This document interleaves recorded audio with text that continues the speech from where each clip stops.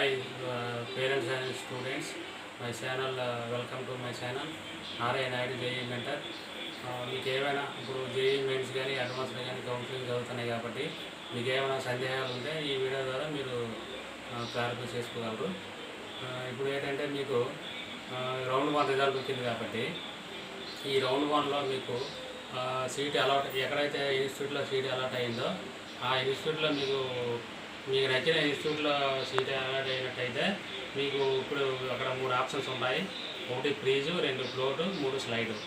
ప్రీజ్ అంటే మీకు ఏంటంటే ఇప్పుడు ఇన్స్టిట్యూట్లో మీకు నచ్చిన ఇన్స్టిట్యూట్లో మీకు నచ్చిన కాలేజీలో మీకు నచ్చిన సీట్ వచ్చినట్టయితే అందులో మీకు ఆ బ్రాంచ్ నాకు సరిపోద్ది, మరి వేరే బ్రాంచ్ నాకు అవసరం లేదన్నట్టయితే ప్లీజ్ సెలెక్ట్ చేసుకోవాలి.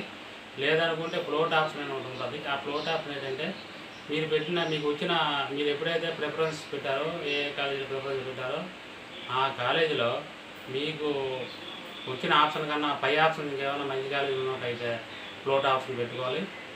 లేదు ఇంకో ఆప్షన్ స్లైడ్ ఇంకోటి ఉంటుంది. ఆ స్లైడ్ ఆప్షన్ ఏంటంటే సపోజ్ మీకు వరంగల్ NITలో సీట్ వచ్చింది అనుకోండి, ఆ కాలేజీలో అదే కాలేజీలో వేరే బ్రాంచ్ కావాలన్న ఉద్దేశం మీకు ఉన్నట్టయితే అక్కడ స్లైడ్ ఆప్షన్ పెట్టుకోవచ్చు. ఇంకో విషయం ఏంటంటే మీరు క్లారిఫైగా తెలుసుకోవాలి. స్లైడ్ ఆప్షన్ పెట్టిన తర్వాత మీరు మళ్ళీ కోర్ట్ ఆప్షన్ వెళ్ళడానికి అవ్వదు. అదేంటంటే స్లైడ్ ఆప్షన్ పెట్టుకున్నప్పుడు ఒకసారి మీరు ఆలోచించుకొని పెట్టుకోండి. తర్వాత ఏంటంటే మీరు ఒక్కొక్కసారి ఫ్రీజ్ చేశారనుకోండి, ఫ్రీజ్ ఆప్షన్ పెట్టేసిన తర్వాత మళ్ళీ మీరు అది మరి ఇంకా అలా మీకు ఆ సీట్ కన్ఫర్మ్ అయిపోయినట్టుగా మీరు నెక్స్ట్ రౌండ్ వెళ్ళరు. ఆ సీట్లో మీరు కంపల్సరీ జాయిన్ అవ్వాలి ఉంటుంది. తర్వాత ఏంటంటే డాక్యుమెంట్ విషయానికి వచ్చేసరికి మీరు first 10th class certificate upload చేయాలి ఒరిజినల్. తర్వాత డాక్యుమెంట్ ఇంటర్మీడియట్ మార్క్స్ను అప్లోడ్ చేయాలి. తర్వాత document OBC NCL certificate upload చేయాలి. కేటగిరీ సర్టిఫికేట్ OBC NCL మీ సేవలో తీసుకుందనే సరిపోతుంది, సచివాలయంలో తీసుకుందనే సరిపోతుంది. తర్వాత మీకు మెడికల్ సర్టిఫికేట్ కంపల్సరీగా ఉండాలి. ఆ మెడికల్ సర్టిఫికేట్ దగ్గరలో ఉన్న MBBS దగ్గరికి వెళ్ళినా లేకపోతే గవర్నమెంట్ PHCలో ఉండే వాళ్ళ దగ్గరికి వెళ్ళినా వాళ్ళు ఇస్తారు. అవన్నీ ఫిలప్ చేసుకొని మీరు అన్ని స్టాంపులు అన్నీ సైన్లు వేసుకొని అది మీరు తీసుకోవాలి. తర్వాత స్టేట్ ఆఫ్ ఎలిజిబిలిటీ అంటే ఇంటర్మీడియట్ మార్క్ లిస్ట్ పెడితే సరిపోతుంది.